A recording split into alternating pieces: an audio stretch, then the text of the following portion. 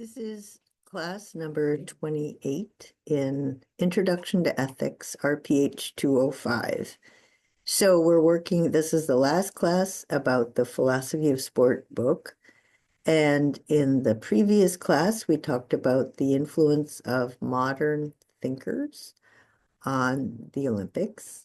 And this time we're going to do some modern and some postmodern, and then come to the conclusion, the 10 main attributes of the Olympics, which are aspirational and they're good, but they can always get corrupted like everything else.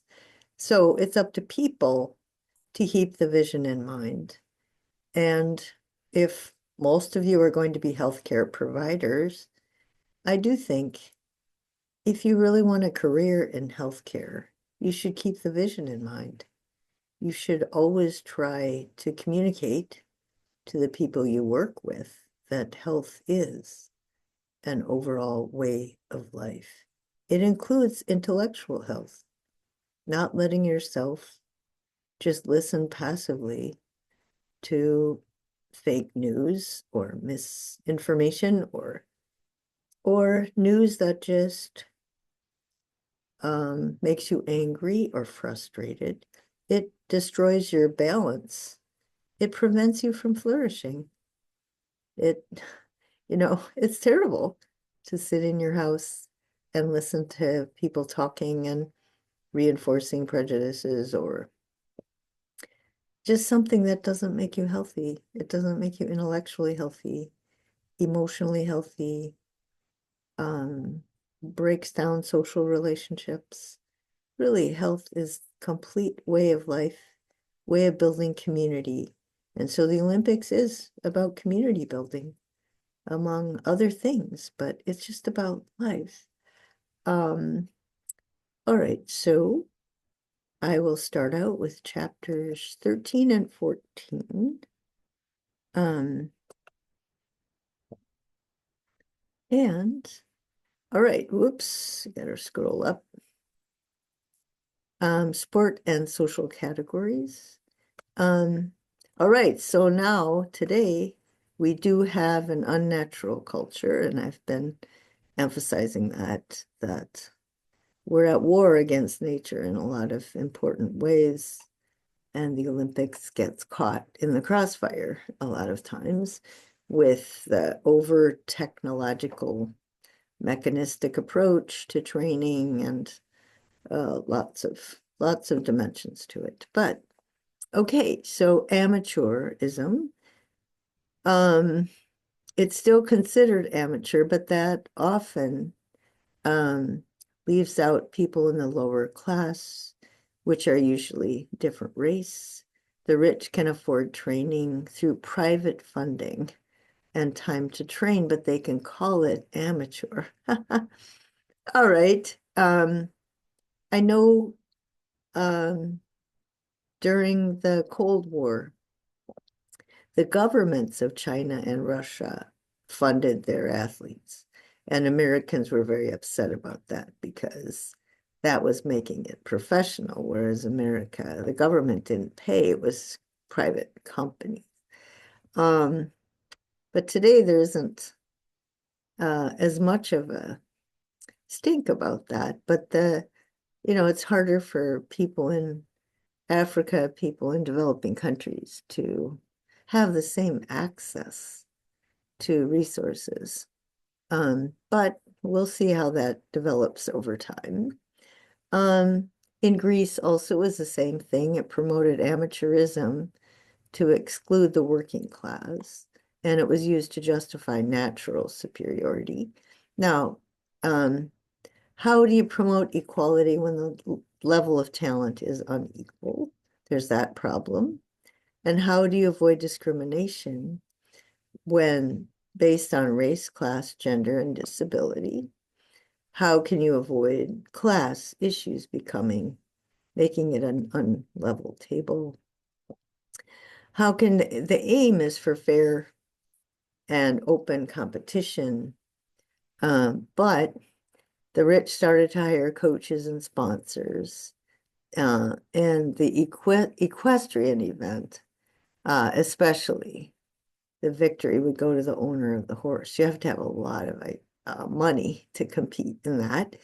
I found out recently that Bill Gates' oldest child, who's his daughter, actually is an equestrian, and she met her future husband in an equestrian event. So this is a big value for them. And Bill Gates paid for her own horse, whatever, right, place to practice field, which is hardly a field. It's very expensive. Um, okay, switched. Okay, it switched from a way to reinforce this. Okay, it has switched from that way to reinforce social hierarchy to a way to promote democracy. The other thing that was present even at the time of the Olympics, the glory that came to a city of having a winner motivated them to recruit from all social sectors. So I talked about that before. Every city wants to have a winner, and so they would find the money if they found some talented person who happened to be a slave. The access to resources is still a problem. The Olympic Solidarity Committee gives money from TV to poorer nations. But still, the talented are sent away from home to train. But, eventually they have to be able to get a decent education, so that they can get a decent job, right? Um, for social and upward mobility. The rich can still focus on elite programs. They can figure out how to get tutors or whatever their kids need. Um, College athletics could lead to upward mobility, but the degrees have to be high quality enough to qualify for careers or graduate school. Um, so the problem there is that a lot of the students who get recruited in basketball or whatever, they are given really classes that are not difficult at all.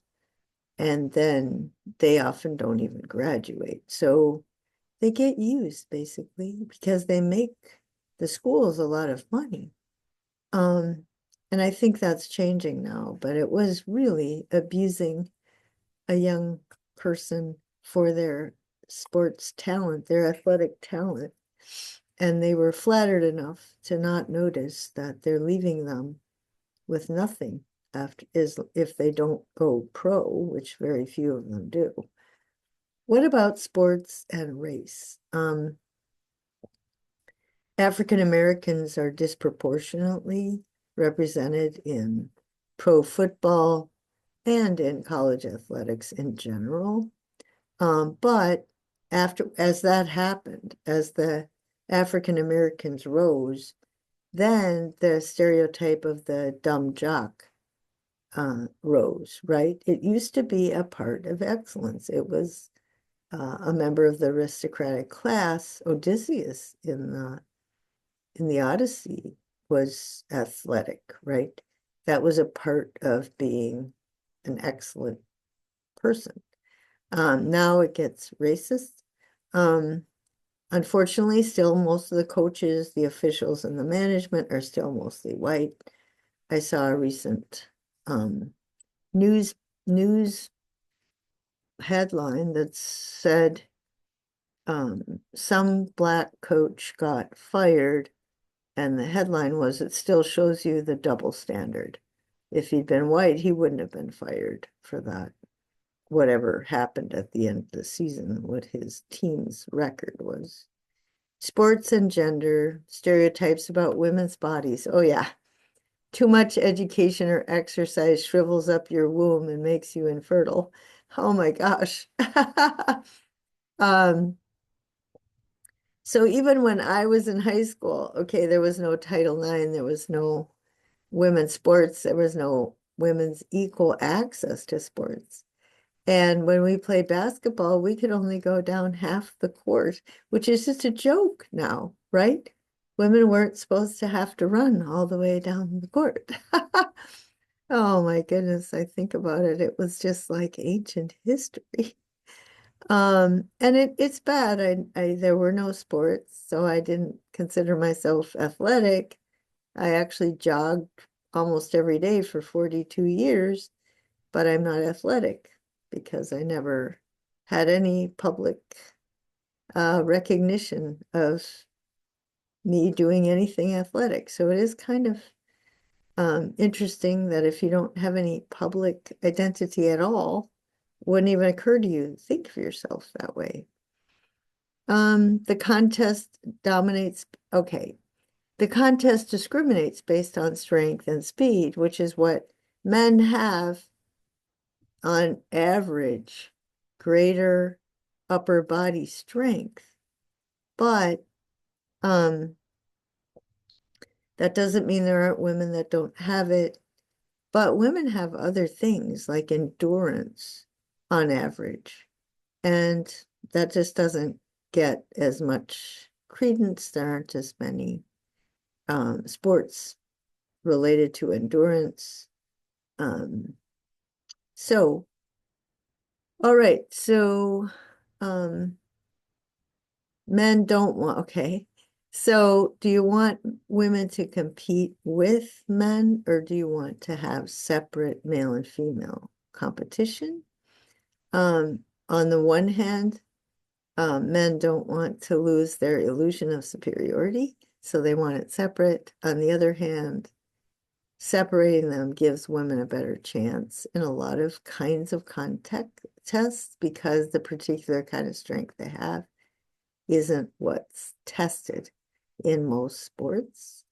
And also, athletic superiority is not social superiority or moral superiority. This is really important to me because, we should respect kids that are good at math, kids that are good at art, dance. There's so many other types of excellence, and we just overemphasize sports, I think. If it were just more balanced, I think our society would be better off because a young person who's not good at sports gets so marginalized for no reason.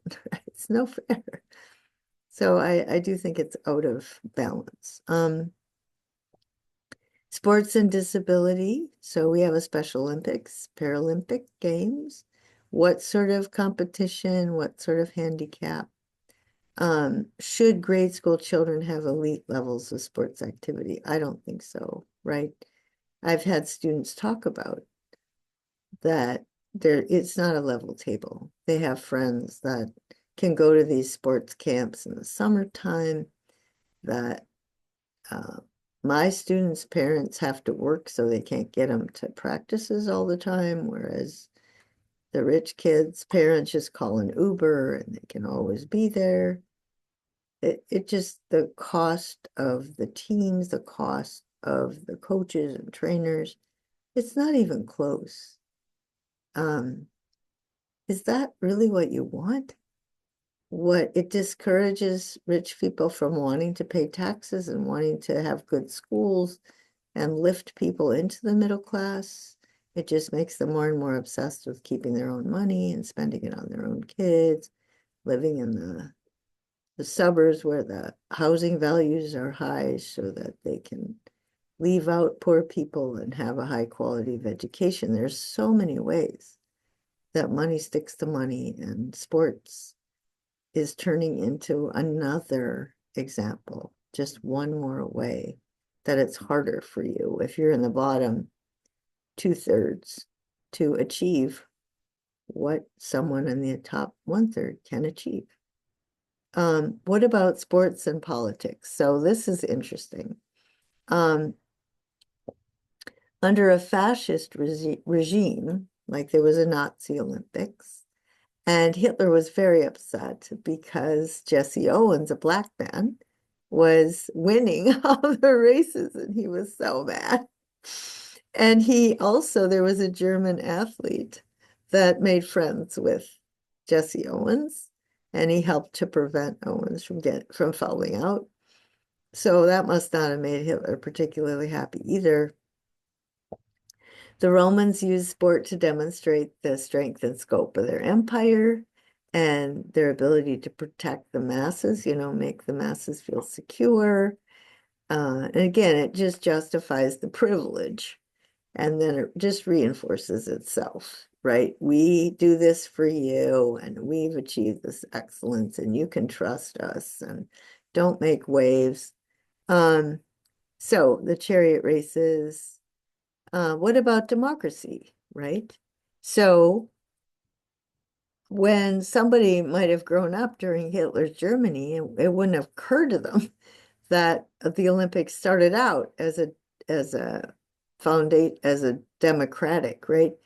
It used the foundational ideals of democracy. It was based on making a democracy long before they became ideals of governance, right? Hundreds of years before Athens became a democratic city. So there's equality before the law, there's freedom from tyranny, the rule of law as opposed to a tyrant, public scrutiny, indifference to class. In a democracy, people are capable of leadership. There are representatives from each city-state engaged in leadership roles. Freedom involves voluntary participation. And even people from the noble class, if they broke the rules, the punishment was public flogging, which usually is reserved for animals and slaves, but they freely chose, to give up some of their freedom and to be willing to suffer the same punishment. So that was very good learning experience about equality. Freedom comes with responsibilities, benefits, and burdens. That's the democratic process. No one's above the law. All of these are really, really good habits and good social networks for developing not only a free society or democratic, but just a flourishing society. In order to have a flourishing society, everybody's got to participate. No one is above the law.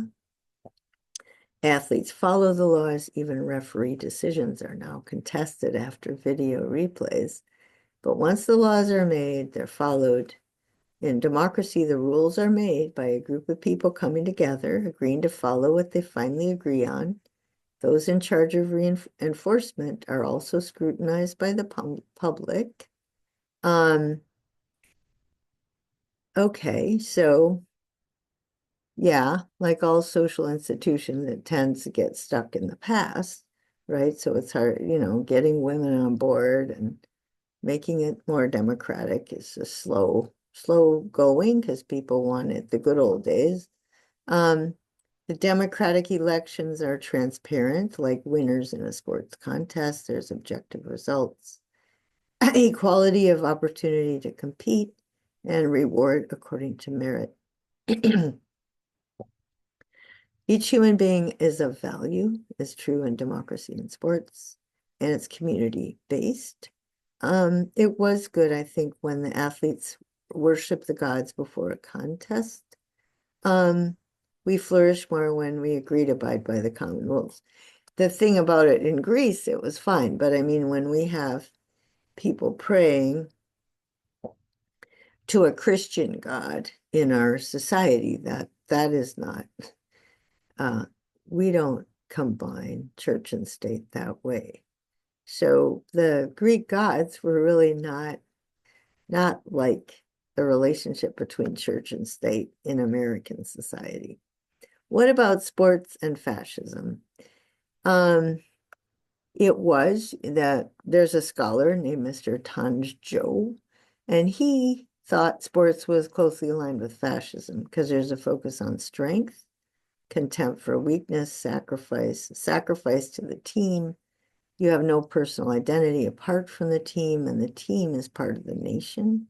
It generates school spirit, motivates people to fight wars. What's the goal of the community? us versus them, individual sacrifice for the team, habituating future fighters and citizens, sacrificing for military victory and empire building. So that's a scholar who doesn't think it's democratic, right? They argue for it. No, it's fascist. But officially, the Olympics is a competition between individuals, not nations. The way athletes are clearly aligned with national teams undermines the official position. Nationalism becomes an especially dangerous force when it's used to manipulate individuals to act against their own interest for the benefit of very abstract and perhaps merely symbolic values. So sometimes athletes are really asked to play when they're injured or they're just disrespected. Well, to take steroids or something, they're used by the system or by the national leaders or the coaches who just want to win and maintain their own reputations. Yeah, there's a lot of team members now on the teams that were born somewhere else. And they move to that country. It gets kind of sketchy after a while. Is the driving force contempt for weakness, right? And of course, Heather doesn't think that. She thinks it's about play, loving to play. Is being stronger moral superiority, right? It shouldn't be. And sports should not be winners takes all. You shouldn't brutalize the loser.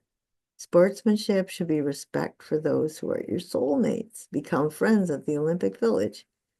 Fascism requires ignorance of the enemy, the ability to make the enemy into a demon, worthy of being killed.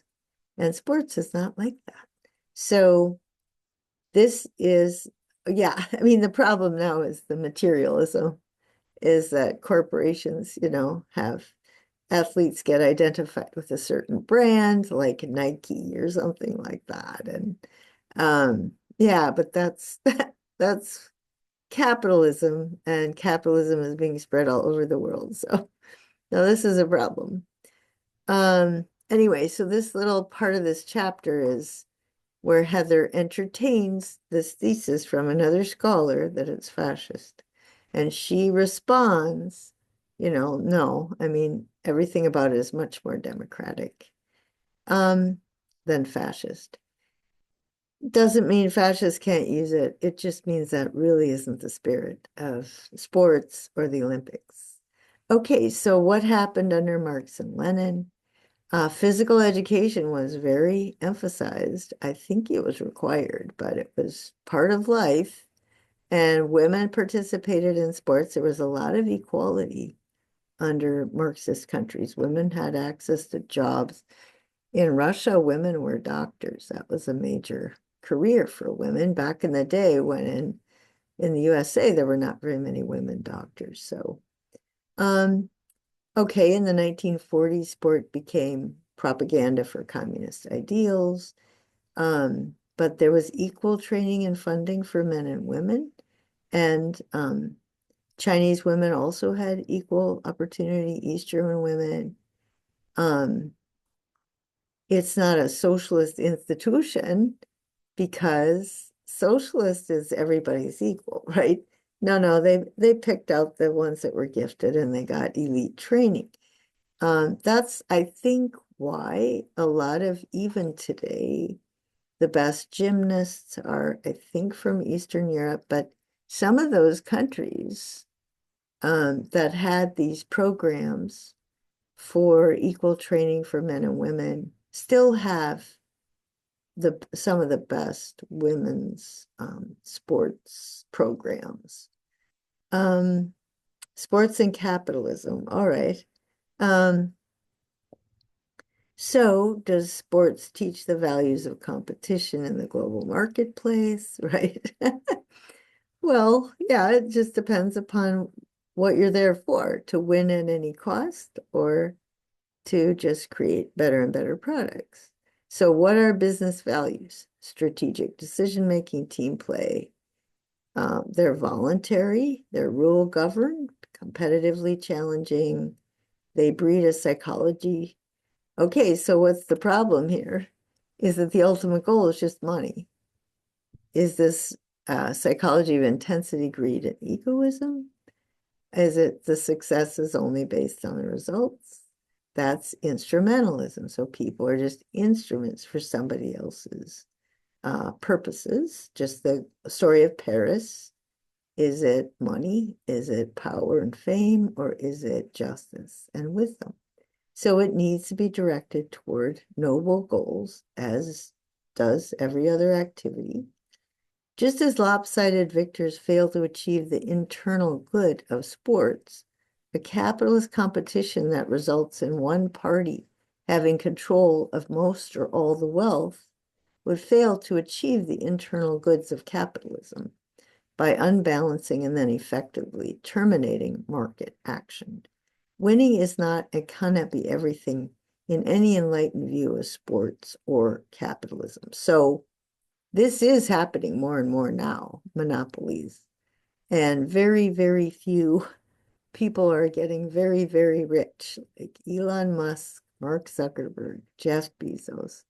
So I'm teaching this, I'm making the video right before Donald Trump is in his second term of office.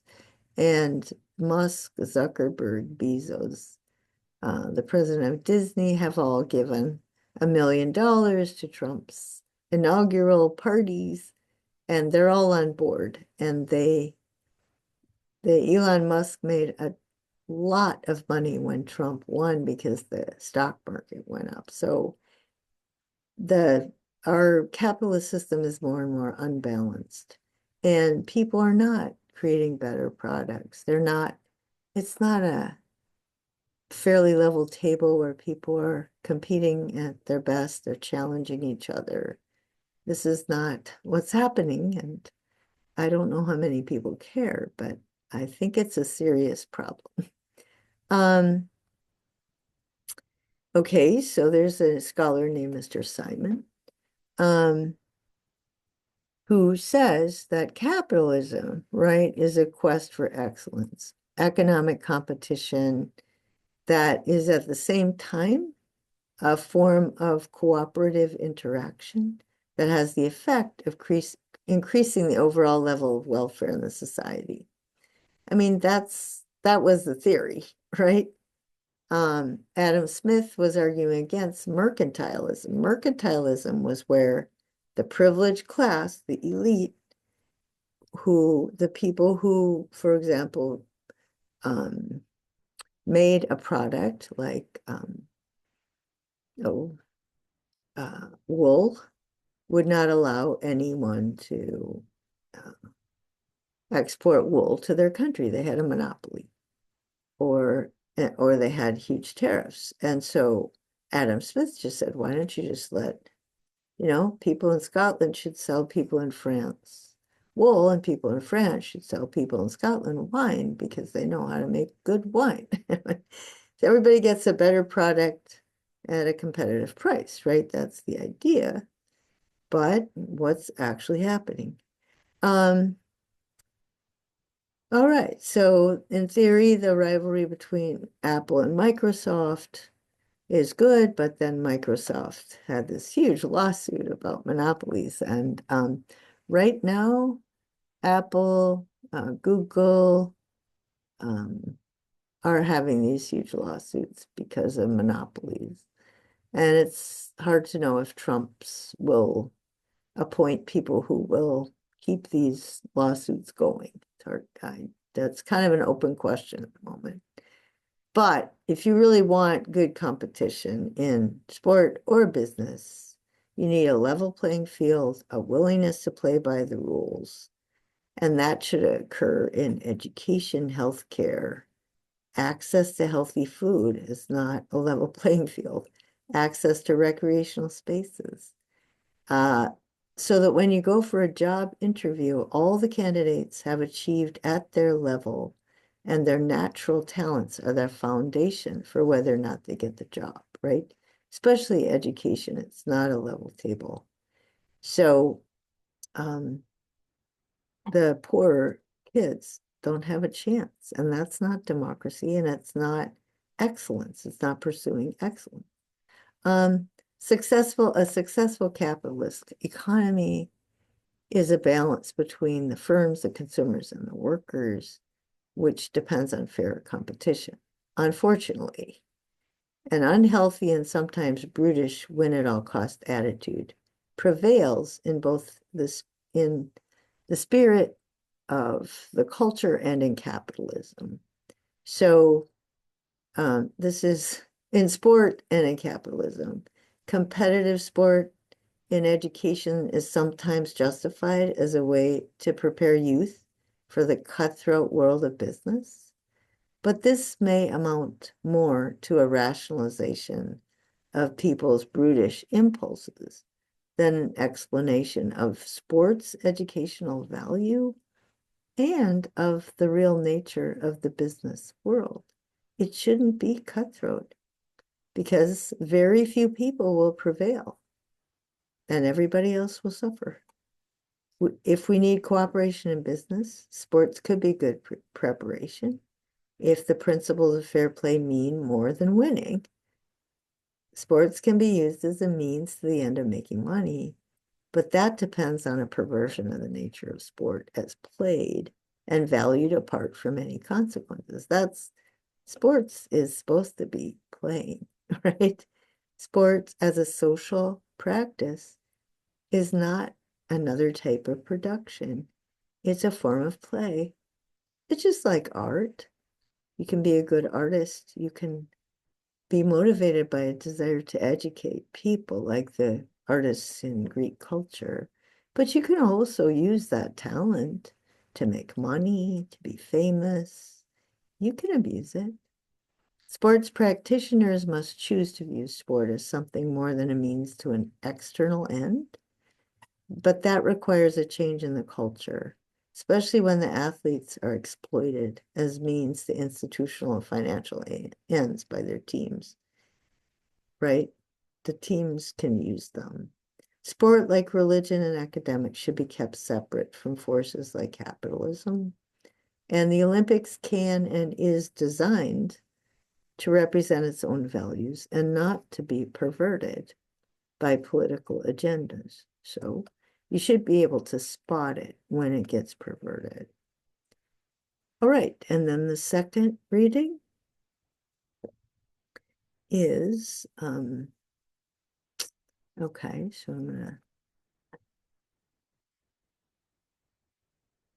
all right, so the last reading, the end of the book, is chapter 15, and then there's a conclusion. So let me make this bigger.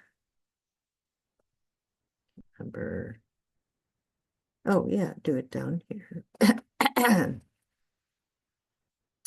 Okay, so at the opening ceremony, everybody's marching under their own flag. But at the closing ceremony, they just run out onto the field. And the idea is, we've had all this interaction and we're a globalized world. Since the beginning, the religious purpose had the effect of pacifying and unifying diverse and often warring tribes in the ancient Mediterranean. I don't think it was unintentioned, actually. It was replicated in the philosophical underpinnings of the modern Olympic Games, which were inspired by the ideals of the European Enlightenment. And it's futuristic. I mean, it could be a trailblazer for the political future of a globalized world, because that's where we're headed. And so we have to figure out how we're going to relate to each other. Sport may involve more interaction among culturally diverse people than any other human activity, especially like business, obviously. But in business, it's people in management relate to management people.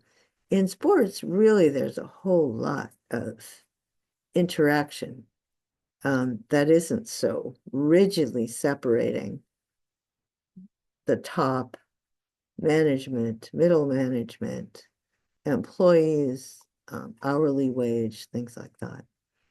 what's the reality of globalization? What's happening now? The rich are getting richer, and they're trying to impose their cultural paradigm onto everyone else. It's tilted toward the West. The mechanism is well adapted for reinforcing existing power structures and and perpetuating the cultural values of the elite. This is getting worse and worse too. Um, Universalism is understood differently. Um, the liberal democracy is considered the only acceptable government type. And even when in the US, we really are an oligarchy. We're really run by the rich, but it appears to be the rule of law because the rich have paid for political campaigns, so the politicians are basically their employees and they make the laws. So it's not really, laws that apply equally to everyone, laws that protect the concerns of everyone. They tend to be targeted toward the concerns of the campaign donors. What about individual autonomy to make money however I want, which is the versus the right to a decent environment and a chance at life?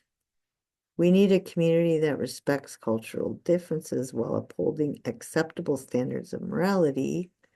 It should have the general principles of justice, equal opportunity, fair play, allow for diversity, and beach volleyball, for example. The uniforms, what if somebody wanted to play beach volleyball? They didn't want to wear that uniform. They wanted something that covered up their bodies a little more. All right, so you have those kind of questions. There's different styles of play. Now they're trying to expand what sports are included, but really, there's only two that are non-Western. Women should be allowed to wear headscarves, and they are now. There was a woman rower with a headscarf. I think she was from Iran. What about sustainability should be a common cause? Everybody should agree on that. The peace ban on attacking worshipers on the way to the Olympics. Then there was a military suspension, and people could meet in Olympia safely to negotiate peace treaties. So all kinds of intellectuals and politicians met and debated common issues at the Olympic Games. So, it would be good for the Olympics to be used as a place for people to talk about, especially environmental sustainability. So what about, okay, sports is focused on records, breaking records. Business is only focused on growth, but business shouldn't be only focused on growth. It should be focused on sustainability. So we need to manage resources so that everyone can live with dignity. Peace is the goal. Treating strangers as equals, tolerating differences, making a special effort to get along, create a common space where conflicts are resolved. It's a religious sanctuary versus a public pageant. Today, it could be a virtual space. So is the opening ceremony and the closing ceremony just a public pageant? I suppose people assume that. But it should be a sacred place because it shows us a higher level of interaction. Treating everyone as equal. We need to focus more on the peace-giving mission of the Olympics. There could be an Olympic curriculum where you teach the common values, take the class together, the geography and history of the sport, the nation where it's located, community service. The athletes are too focused on peak performance. The International Olympic Academy is in Olympia. I know Heather has spent time there before. It promotes peace. The students come together, they study and play sports. They teach their own nation's history and culture. We need to focus more on equal opportunity. And we need to have venues where non-elite athletes and non-athletes perform. That's what I was saying before. Like students, young people are good at a lot of things. And this sports is just way overrated. And when it is, it just makes these other children ashamed, or, you know, there's no reason why a kid who's good at STEM should feel uncomfortable. Like our future tends to belong with people who are good at STEM. They should be integrated into the culture. So the 10 intrinsic values of sports. Autotelicity means it's done for its own sake. This is important. It's play, you know. It's done for its own sake. Um, okay, to cultivate a certain part of human excellence. Each part depends on the other. Staying healthy allows you to live a long and active life, developing all your capacities, social, intellectual, and creative. Creating art educates your emotions. Yeah, art is also the same kind of activity. Um, let's see, enables you to know what you feel, flush out the irrational, stimulate the spiritual, enabling you to make better choices about your goals and your means to the goals. So that is really important. And it's really important to Heather, right? It's play is done for its own sake. It's not another kind of business, another kind of national superiority, another kind of sacrificing yourself for your country. It's not those things. It's done out of joy and love, and it binds people together. Boundaries, there's rule-based constraints, a special space to test your ability to become more than we would otherwise be. We accept the rules, then we're free to create and thrive, right? Challenge, to be challenged, it's unnecessary, it's contrived, concentrated effort. So it's good. It's good to put obstacles in front of you. There's equal opportunity, reward according to merit. There's a degree of uncertainty. Nobody knows who's going to win. So it's exciting. We learn about ourselves by how we play the game. And you also learn so your natural capacities, but you learn your moral character traits. Excellence in the performance and virtue. So you combine virtue and excellence. Winning should be the result of focus and endurance. These virtues are applicable elsewhere throughout life, and community-based. That's important. You participate actively and thoughtfully in sports communities. You submit yourself to direction of the coach, the team, and mutual support. And sport mirrors society, but it also has its own nature and logic. So society. So it's, you know, a subclass of a much larger culture, but it should really make a positive contribution to a culture. And sometimes it does, and sometimes it doesn't. I've had students write papers about sports. And last semester I had one student, oh my, sports is like God, it will solve every problem. I mean, he started out with, well, there are all these problems, but sports. And I was just like, wait a sec, wait a sec. Um, you know, that's not true. You know, he said, well, sometimes it can get really competitive and awful, but children, absolutely, they're not going to be happy unless, well, wait a sec, you just said, you know, children aren't going to be happy if they get on a sports team and it turns out they're humiliated or they're mistreated because of their race, or, you know, you have to, there's no way someone should say sports is good without qualification.